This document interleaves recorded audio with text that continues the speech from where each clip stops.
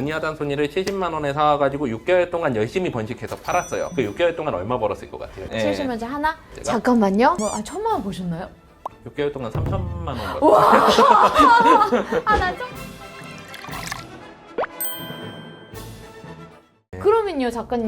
네. 오케이, 몬스테라 알보 돈 되는 거 좋아. 일단 사야 되겠네요. 그 네, 프로세스 좀 그쵸. 설명해 주세요. 보통 몬스테라 알보를 처음 사서 시작하시는 분들이 제일 많아요. 그러니까 우리 열대관엽 인테리어나 북유럽 인테리어 뭐 이런 거 보면 열대관엽 식물들이 이렇게 쫙 나오잖아요. 그러면 네. 가장 먼저 나오는 게 뭐일 것 같으세요?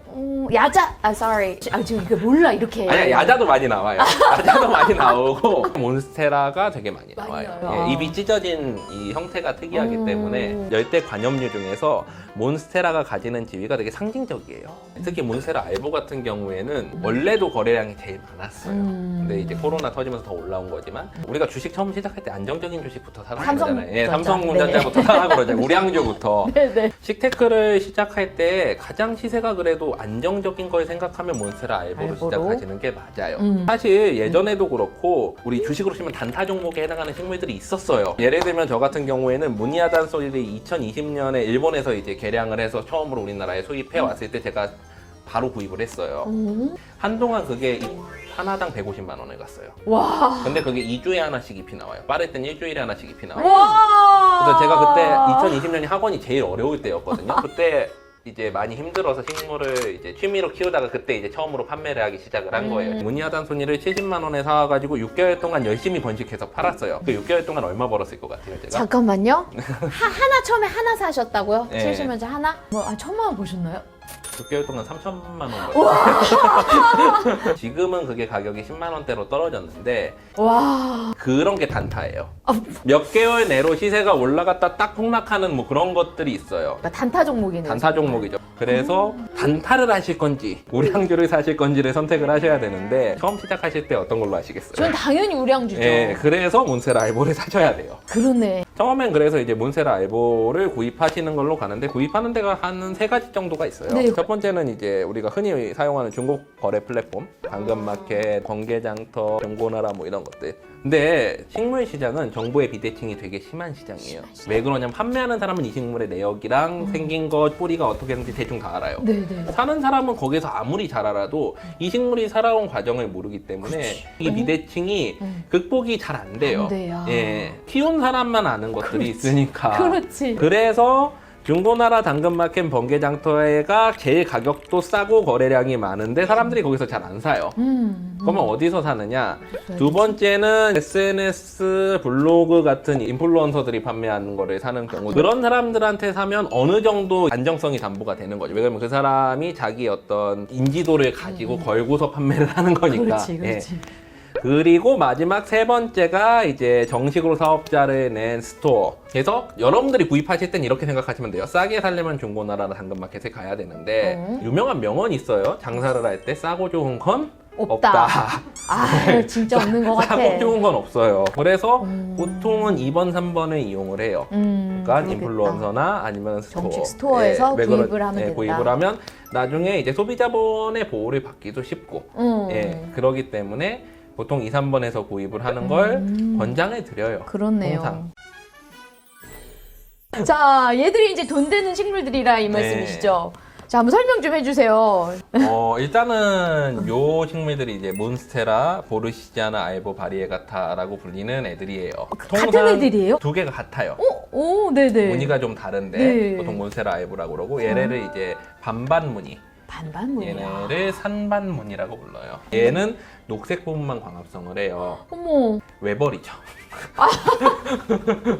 그래서 얘네가 이제 힘들어해요. 어, 그래서 햇빛을 힘들어. 더 잘 보여줘요. 더 잘 줘야 돼. 예. 오. 이렇게 두 종류 말고 사실 무늬가 되게 다양하게 나타날 수가 있어요. 돌연변이기 때문에 어떨 땐 정말 운이 나쁘면 완전 녹색으로 나오기도 하고요. 녹색 완전 예, 다. 그냥 일반 몬스테라처럼 나오기도 하고 네네. 완전 하얀색으로 나오면 죽는 경우도 있어요. 아. 광합성을 못하니까. 어머나. 그래서 얘네가 이제 키우기가 힘든데 네. 이 하얀 잎에 보면 이렇게 약간 갈색 부분들 있잖아요. 이렇게, 네. 약간 이렇게 된 것들. 네, 네. 이게 왜 이럴까요? 그러니까 광합성을 못했나요, 이 부분이? 네, 맞아요. 우리가 식물을 물을 주면은 10%만 광합성할 때 사용하고 90%를 증산시켜요. 네. 예. 그러면은 이 수분 자체가 잎에 계속 머금고 있어요. 근데 식물의 뿌리는 물을 끌어올리는 현상 자체가 물리 현상이에요. 밤이고 낮이고 언제고 상관없이 뿌리는 계속 물을 끌어올리겠죠. 그러겠네요. 예. 네. 그러면은 계속 얘가 증산을 시켜줘야 되는 거예요. 밤에는 근데 증산을 못 하겠죠. 햇빛이 없으니까. 예, 햇빛이 없으니까. 네, 네, 네. 그래서 어떤 현상이 일어나느냐? 물이 계속 여기 모이겠죠. 예, 머금고 예, 있어요. 그러면 어떻게 되냐면 잎이 녹아요. 녹는다고요? 예, 이렇게. 아. 근데 이게 하얀 부분은 특히나 광합성을 전혀 못하기 때문에 더 잘 녹는 거예요.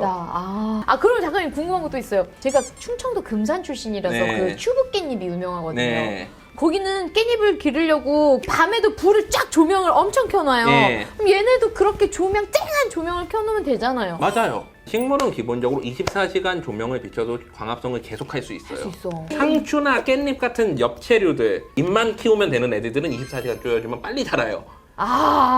그래서 빨리 성장시키려면 24시간 식물등을 켜주시면 돼요. 가장 좋은 건 사실 햇빛. 근데 햇빛이 부족하다 그러면은 보조로 식물등 해주시고, 우리 집은 남향이 아닌데 그래도 키우고 싶다 그러면 식물등을 한 3-4개 해가지고 이렇게 필립스 식물등 해놓으면 잘 클 거예요. 그러면 이 알보는 네. 태양빛만 강하면 사실 그 키우는 난이도는 높은 건 아닌가요?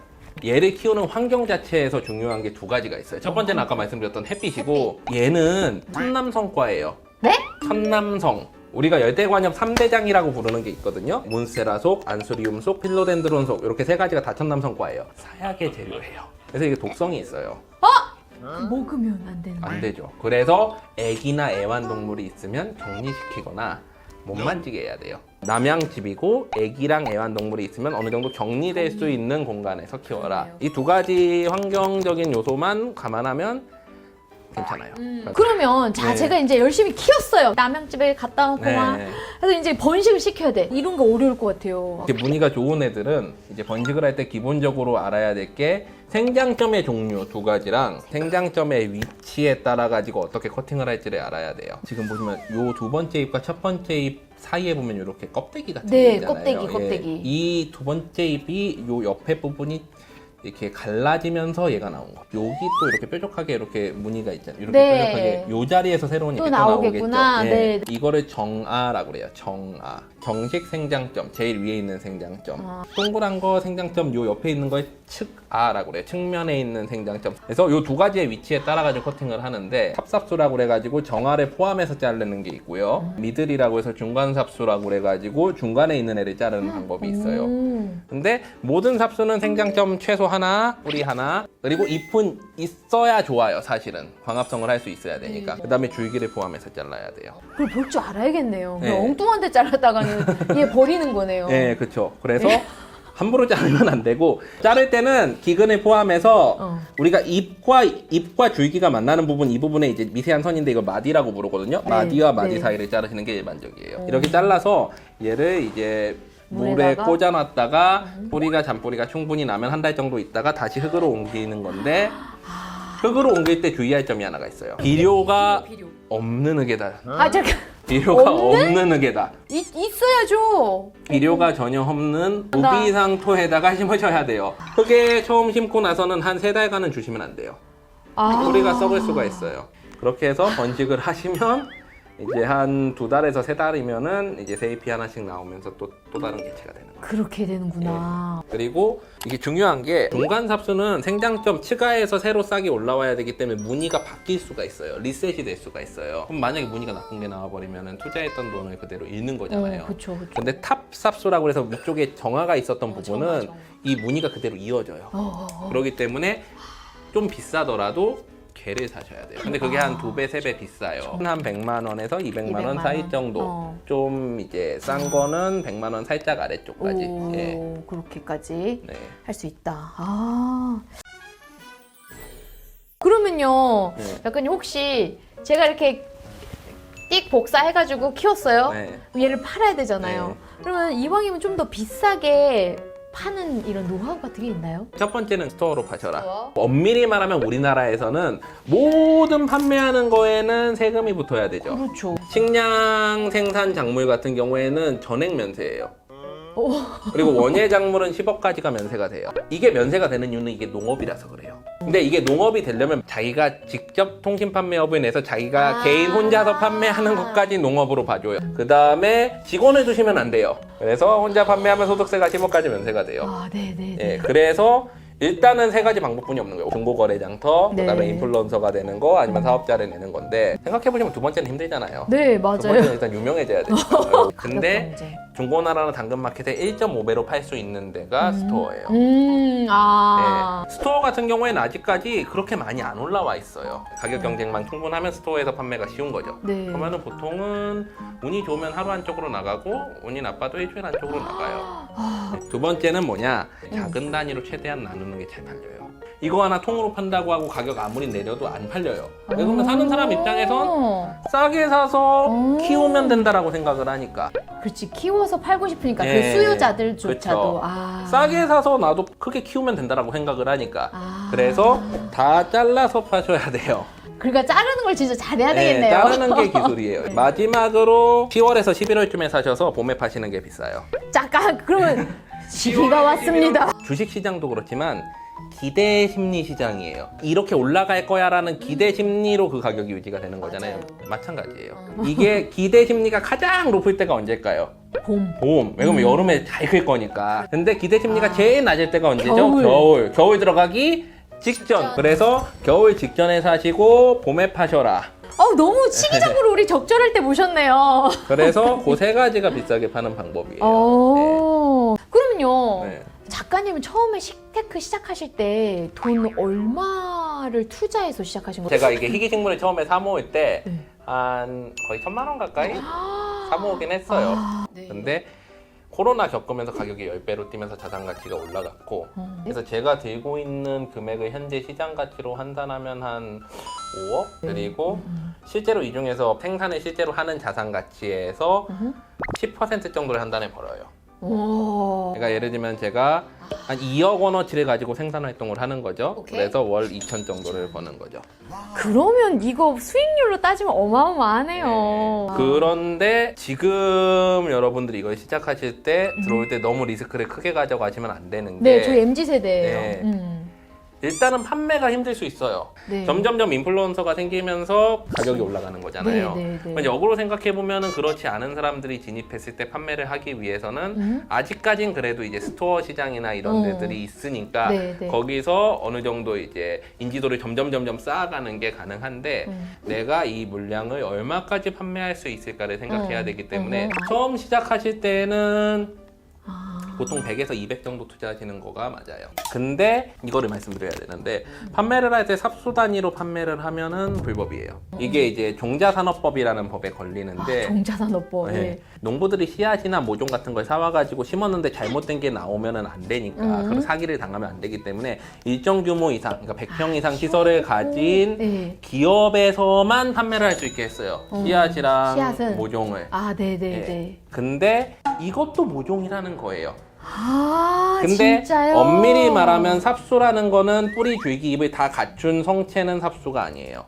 근데 이걸 자르면 사실 뿌리, 줄기, 잎 단위로 하니까 애매하잖아요. 그래가지고 이제 저도 국립종자원에서 이걸 관리를 하거든요. 그래서 거기다가 민원도 넣어서 정식으로 의뢰도 했어요. 근데 거기도 돌아온 답변이 명확한 기준이 없고 조만간 자기네들이 전문가랑 협의를 해가지고 다시 얘기를 하겠다라고 하는데 근데 문제는 뭐냐? 종자산업법은 형법상의 문제가 민법이 아니라 형법이야.